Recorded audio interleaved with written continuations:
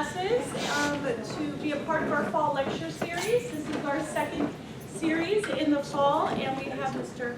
Mayor Mutz here to talk to us and speak to us about the importance of character. But to introduce him, Antonio Calloway, one of our sports medicine students. He is also our vice president of our student government. So please give him a warm welcome.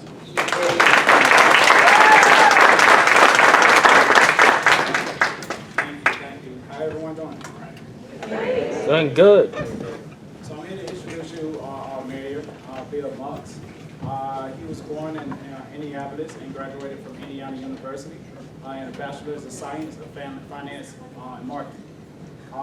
Following an early career in cellular distribution and vehicle service business, he became co-owner and president of Lakeland Automobile in 1996. In 2012, Lakeland Automobile was sold, and Bill became managing partner of Green Star and Green Star Panels and Green Bay Homes. In 2018, he became mayor. Bill Mutz and his wife Pam has been married for 42 years. They have children, 12 children, ranging from the age of 41 years and 21 years old. Bill Mutz and Pam have 23 grandchildren. And 24 is cooking. Bill has served on many community and business boards. He and his wife speak nationally for family life and their weekend to remember marriage conferences. Bill is founding member of Grace City Church and serve as church council. Here I introduce you our mayor of City Lakeland, Mr. Bill Mutz.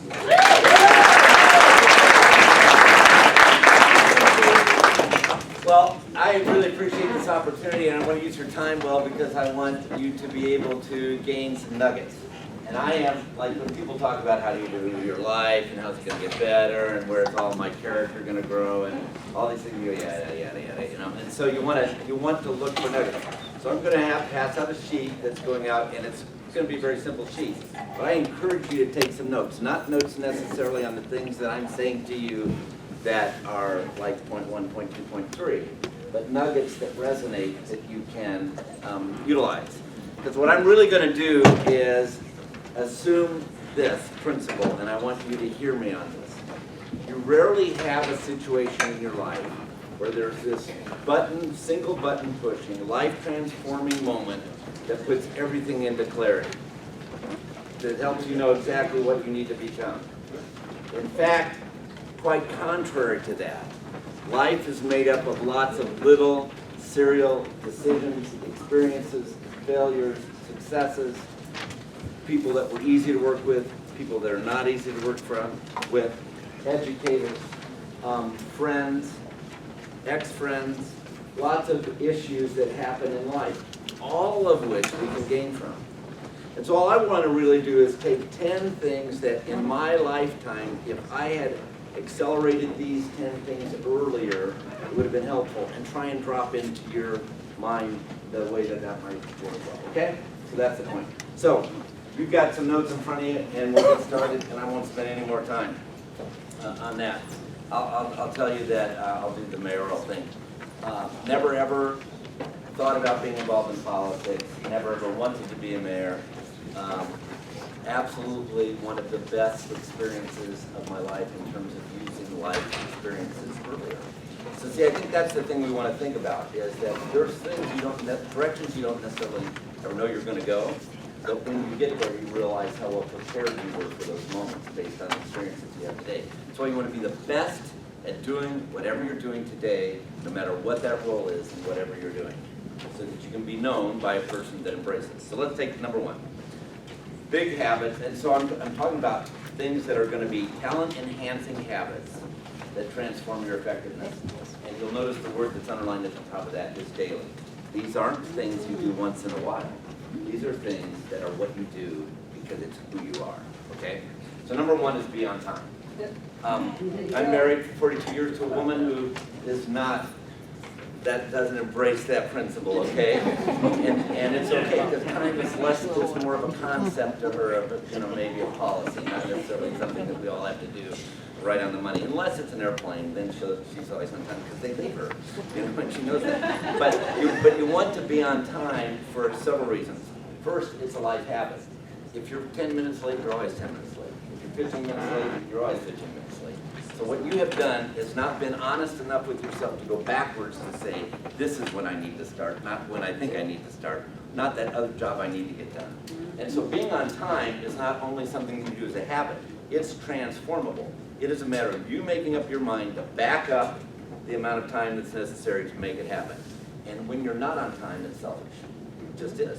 Because everybody else in the room that is there on time has made a point to be there, and they've taken their time in advance to be there. So being on time is just something to recognize.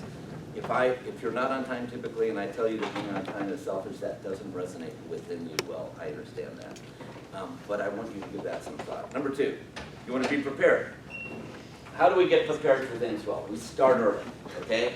You don't wait till the last minute. You make sure that you are doing things that need to be done in advance of the time that they're required. You want to do tasks in small batches. So these big projects that we get, it is eating an elephant a bite at a time. You have to figure out, okay, let me this week get this part of that done. Let me next week get this part of that done. When you start to do those things in stride, you will find you get prepared for things more thoroughly. And then C, in being prepared, have a place in your, on your smartphone or wherever to record ideas when you have them electronically, just an idea page, okay? And the reason is that part of being prepared is executing ideas that come into your mind. And ideas vaporize. Has anybody ever noticed this? You can have this great idea driving sometimes, and you go, oh, that is so cool. I couldn't possibly forget that idea. So when I get back to the office, I'm going to write that down, and you go, you can't think at all what it was. This thing is absolutely vaporized. So I have a place I just write all these ideas down. It's an idea catching page. It's kind of like a net. 3, have a strong work ethic.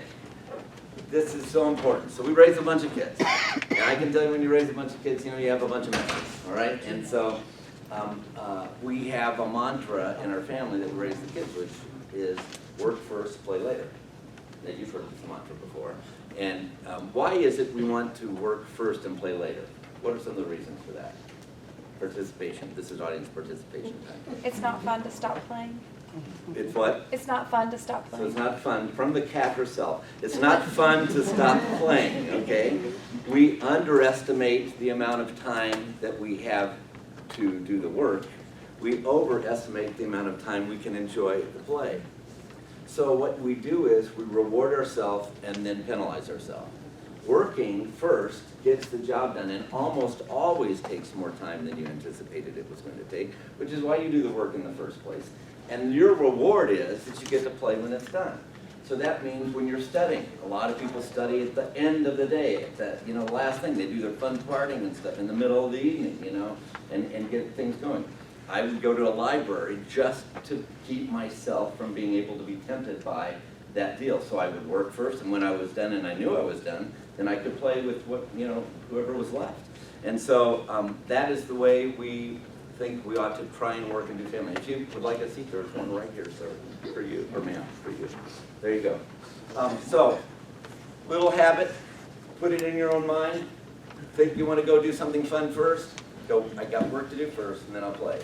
Maybe makes it seem like you're not fun. You will absolutely make a huge amount of difference in what you're able to accomplish. And that's part of a strong work ethic. It doesn't go away. Number 4, have a ready state initiative. So when Steve Jobs created the iPhone, he did not want it to have an off button. Steve Jobs didn't like to think about death.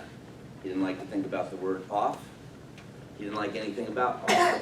So the iPhone was created by the engineers with a ready state, which means that when it went passive, it went at a very low amount of energy utility, but it was always on. Lets you do the forced off, slide your thumb. That's the only way you can kill them, because that's the forced state. So I'm saying, let's take that into our own lives and think about having a ready state initiative. Not that we can always be on, because we have to sleep, You know, we have to do some things. But for the purpose of things that are happening, have antennas up for opportunities. A ready state is a state where you're looking around at things that exist. You're driving through the community. You know, it's interesting when you become mayor, the whole city becomes your yard because you see why is this leaking? You know, what could we do to fix this over here? Why is this? You know, and so it's less fun to drive around because you see all these things that can be done. But it's kind of the way you want to live your life. What can I do when I walk into the room and my ready state says, you know, there's a mess there and I could grab that as I walk by. Ready state embraces things as you work through life. And so you want to have this whole orientation for awareness. Ready state is kind of where initiative comes out of. And so you want to think about the fact that when you walk into a room, you expect the room to be different because you're there. Not in a cocky way, not in an arrogant tweeting way, okay? Not in the smartest person in the room way. It's an improvement because you come in the room because you fix things that are right, not right.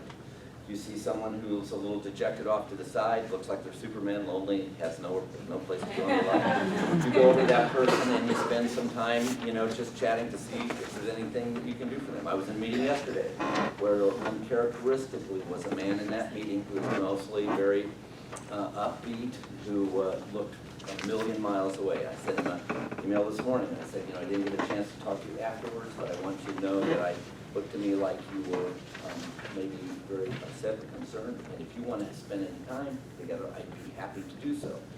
And his email came back, says, no, I just had this horrible day. And he goes, and this was at the end of it. And so he said, I appreciate so much you noticing that I wasn't myself. See, that's what friends do. And it's not that these are life bonding friends, it's just friends in our community and awareness. So that's ready state. So what I'm talking about is, I'm talking about that, okay, fine, I could do that kind of thing. It's just moving into it because you're in that mode all the time and you expect to be a difference maker. Number 5, eye contact, body language, and grammar. Okay, I'm going to do this, these 3 things in one point because they are so important. And I know effective leaders that don't do this well. Okay, so I'm going to start by telling you it's not that this has to be the case. It's that if you want to conventionally be as winsome to the broadest audience in your life possible, these are some points you take into consideration. So first of all, eyes are the absolute windows to the soul.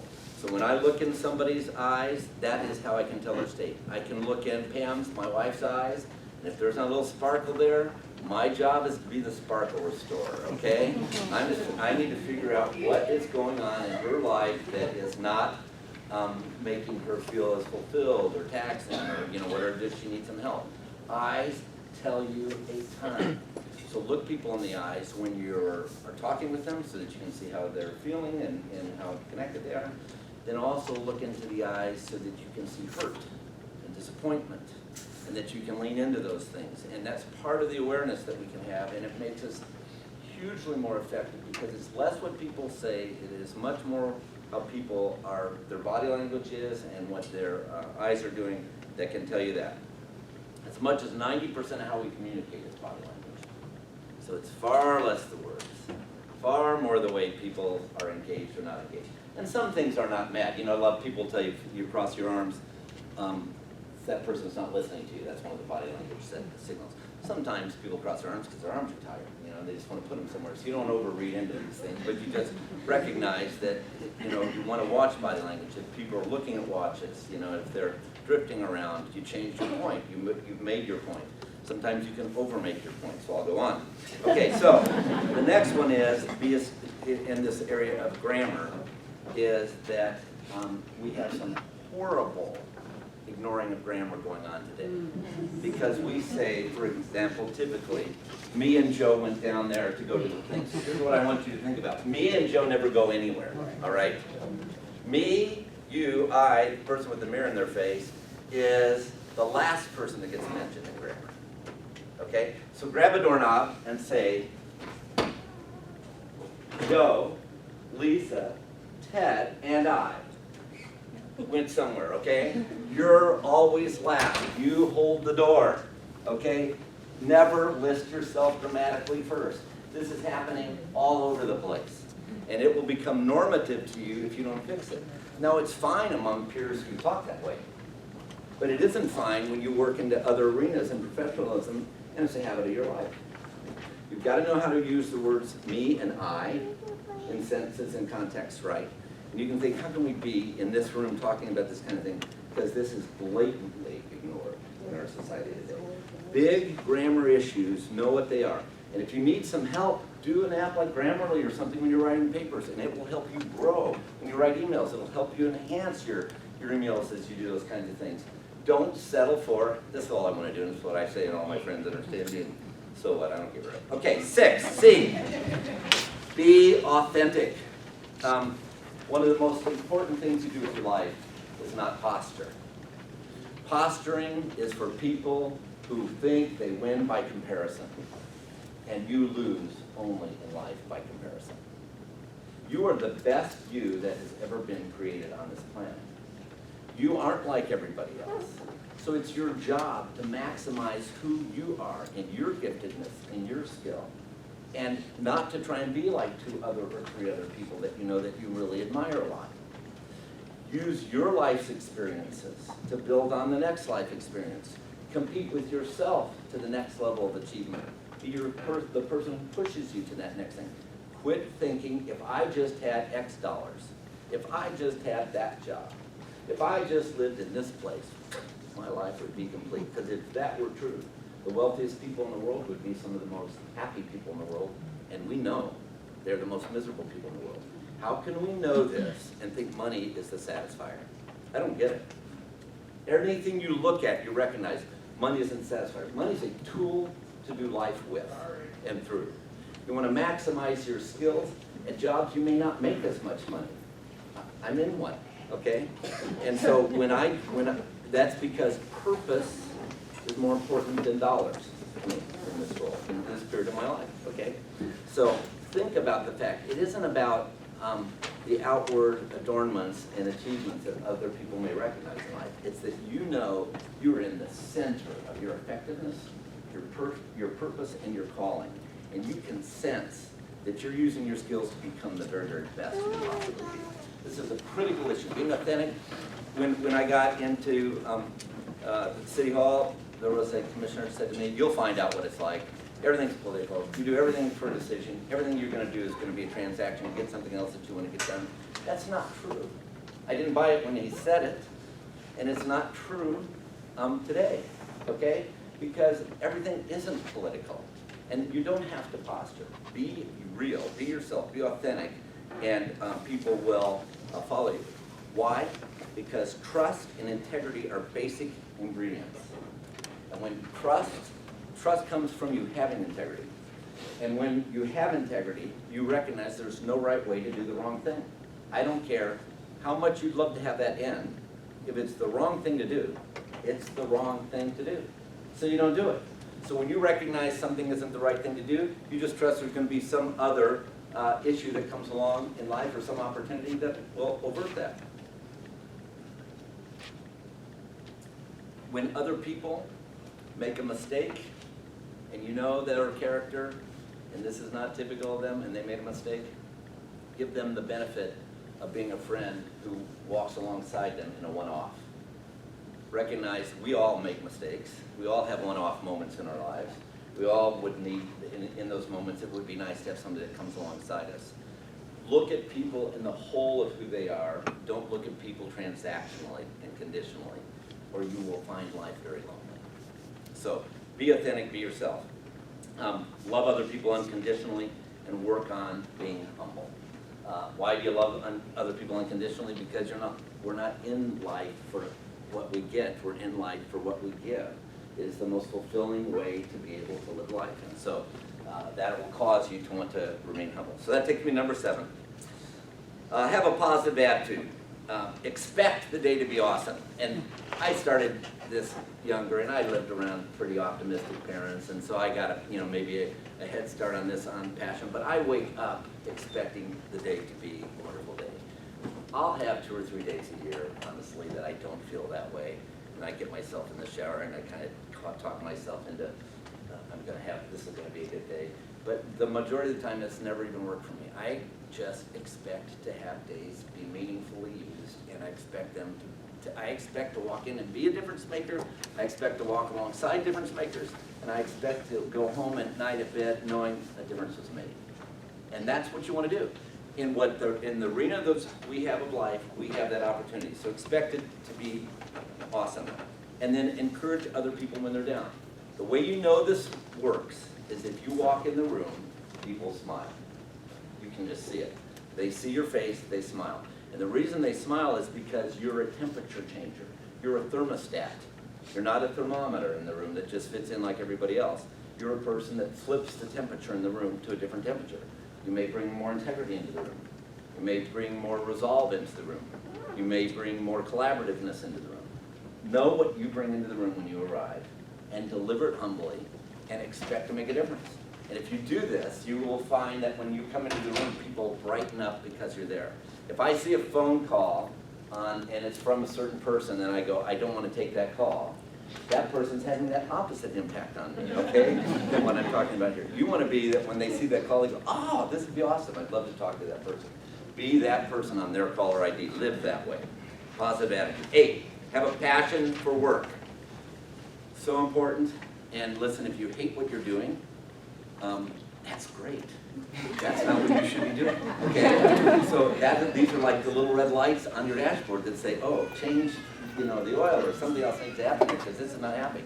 And part of your life serial experience is to learn, while I'm doing this and I have to do this phase. Because look at programs, health programs, for example. This I see you dressed. There's ugly, dragging, miserable times in health programs. So is our bedpan not a preferable moment in health programs. But life change and health and healing and all the stuff that comes from that you see that you want to, that gets accomplished because of what you're doing, that's what you're after. That's the fruit. Every baby had to have their diapers changed in life. We didn't have one child that came out and said, hey, I'm fully equipped to be here and be your child and I'm ready to go. Every one of them required training. Every one of them requires investment. And remember to be patient because people aren't necessarily where you are in attitude and they aren't necessarily where you are in knowledge. So it's imperative that you have patience and time to help bring that along as you go along. Know, though, that you have a passion for what you're doing. I was with a runner at the beginning of a state race. She was a junior in high school, and she ran the hurdles. And this was before the race, and I just happened to be standing there. And as I was standing by the hurdles, I thought, if there was anything I would have never done in high school, it would have been run this race over those hurdles. I mean, all I can see are these white things, and I have great empathy when I see somebody trip and fall over, and I go, oh, I feel so badly for that person. They worked so hard to get there. So hurdles, just drive me crazy. And so she had won last year, and I said, so Bretton, when you look at the hurdles, what do you see? And she just turned red at me, and she goes, I don't see hurdles. I see the finish line. And when she said it, I went like, ooh, sorry I asked the question, because she didn't see hurdles. I mean, it was so convincing. She saw nothing except the finish line. She won that race, by the way, won state. And I think to myself, how often do I get stymied by looking at hurdles? And the hurdles are excuses that we throw up because, oh, I can't because of this one, and I can't because of the next one, I can't because of this one. And all of a sudden we buy the line that lets us settle into lazy and keeps us from making a difference and keeps us from pursuing being excellent. With gifts we have in us, with attitudes that we could change, with transformation that we could make, and we settle early. So I think having a passion matters a ton because it carries you through the boring times. It's okay. That won't bother me if it doesn't bother you. All right. Some people that bothers. There was a thing on sitting up. An airline is now going to let you know if a baby is sitting next to you on the airlines. And they were talking about this on the radio yesterday and said, boy, that would be awful to have to be sitting by a baby. I want to be the farthest place on the plane. And it was so interesting because I'd already thought, well, if I knew a baby was on the plane, I'd want to sit near the baby because I love little kids and I love to help moms that are, if I'm flying anyway, that may be having some trouble with the kids and sitting by. I mean, it doesn't ever bother me. So that's why that doesn't bother me. Thank you for the problem. And it is how we flip things in life, isn't it? It's how we expect. Do I expect everything to serve me all the time? Because you're going to be very disappointed if you expect that to be the case, because life will not do that. We tell our kids that's putting down the mirror. Okay, you got a mirror in front of you. You can only see you. When you hold the mirror up in front of you, anywhere you go, you can only see you. And if there's other needs outside of that mirror, you have no clue they're even there. That's not being ready. That's not being, in a ready state to do life. That's not having antenna. You've got to put the mirror down. You can't go anywhere with the mirror up except into a wall.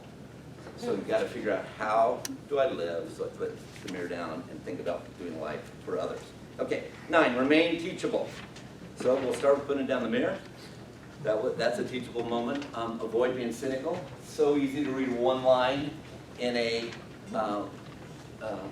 some kind of an internet lead line that is the conclusion line and not know the article, not read the content. I do still get a newspaper that has pages that's made of paper, and that dates me. I did an Instagram once of my kids where I passed out newspapers in the room with all their friends. There were like 15 of them, and they were all, they're all these millennial kids, and they're all reading this newspaper, and I took a picture of it, and I said, what happened here? Because we don't think about newspapers anymore. Why do I do a newspaper? And I'm only doing this literally because I'm a geek in terms of technology. I have tons of devices, and I'm device oriented. But I do a newspaper because it slows me down in reading through articles. It makes me read the whole context of the articles. I get done with some articles sometimes where I would flip the entire lead line of that article based on this whole section of that article that wasn't what the paper wanted to say. You want to make a point with lead lines, you want to make your decisions with lead lines, you're going to be in trouble. There are gray areas to life. There are deep issues in life, and you have to dig into the meat. You have to ask yourself the why.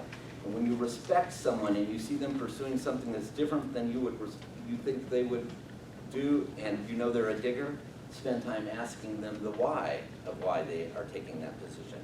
Don't accept things so readily. There are absolute truths in life. Don't misunderstand what I'm saying. That exists. Our whole the way we live works around absolute truth. And I personally believe that the faith component of life is an extremely major, important component of your life for understanding that clarity. But understand there are issues that are not simple. Issues are complicated. There's more than one side to the coin. So when you think about remaining teachable, you have a willingness to look at that. Expect and desire to learn new things while being teachable. So I want to go home tonight, having learned some things I didn't know the day before. Yesterday I learned, did not know this, Florida has doubled in size since statehood every 20 years without exception. So we're 20 million people at 2020. That means we'll be on this same rate and pace, 40 million people in 20 years. That means this city will be 500,000 to 750,000 people in another 15 to 20 years, which means we have lots of work to do to get infrastructure right, to get corridors right, to use footprints in the right way once and not blow what we did with them. This is a time where we are in a cusp moment in the state because people can't build much more on the edges. They have to move into the middle of the state. And Polk County is the center county that will pick up the majority of that influence on the high-coal corridor. Ripe for opportunity. Wonderful for the privilege of thinking forward. Recognizing you do all this with autonomous vehicles so that we'll only be doing ride sharing and not driving anyway. My grandkids will probably never touch a steering wheel. And to think about the fact that how do we plan today for parking garages we aren't going to need 15 to 20 years from now? How do we make those into condos? Where do we put them? How would they be faced? Are the floors level so that we can do that? So we don't just do a typical old parking garage, so that we can think about those things while we're building them as we go along. And so be teachable, learn new things. When I say goodnight to Alexa, I go, Alexa, good night. Locks my front door, turns off all the lamps that are on in the house. It locks my wife's car, locks my truck, puts the garage door down. What else? It does something else. Oh, makes, I have a coffee thing that's set, so make sure that that's on. And that's all I have to do is say, Alexa, good night, which I like, That's not going to be abnormal. That's going to be very typical of houses. So when we talk about broadband initiatives, we're not really talking about in a teachable area. We have a meeting on this tonight in the city, listening to the public. We're not talking about internet speed. We're talking about breadth of lanes, the number of lanes that you have in order to get data to move. Broadband doesn't give you more speed. It lets you process more deeply.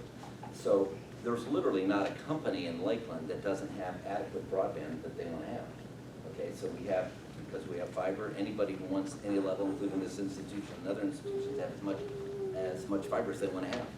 And so when you decide you're going to compete with someone who's in that business, that's when it gets scary.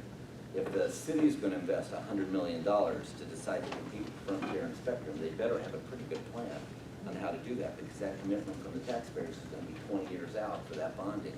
And, you know, and I don't think those people are just going to be passive on the side and say, oh, well, you guys want to do that, we'll go to another market. Have fun. That's not going to happen, okay? So you have to think about decision making. What is it that we really want? This is an example of an issue dip. You have to know the factors, all the factors that dig, and not take what sometimes things, do I want faster internet? Who wants faster internet in the room, by the way? Because all of us. We're born wanting faster. And so that has nothing to do with broadband. Hope that didn't disappoint you. Okay, so do your research thoroughly. Okay, 10th point, and I'm sorry if I drug on a little bit there. Perfect the last 10%. So what do I mean here? I think most people get done at 90%. Most of us learn how to settle and drop out when we have enough done that it'll make it. Okay, I can turn this in like this. When it would be the last 10%, that was the difference. It would be the last 10%. Mostly you're not talking about being excellent by having to do 30% more. You're talking about being seen as being consistently excellent by doing 10% more.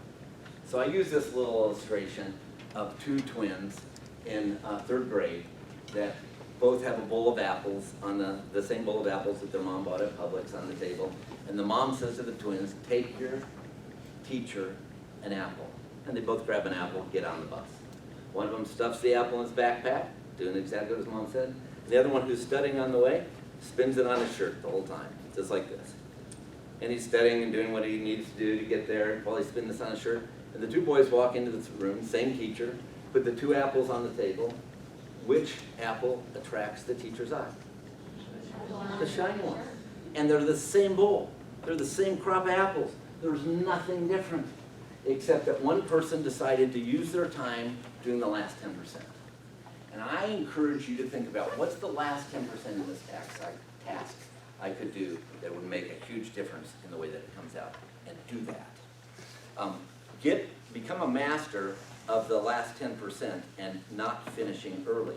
You don't get a star for finishing early. You get a star for being complete, being ready, doing it excellently. Excellence is what gets rewarded. We want rewards, we don't want to do the work. That's the lazy flesh in us. It doesn't work that way.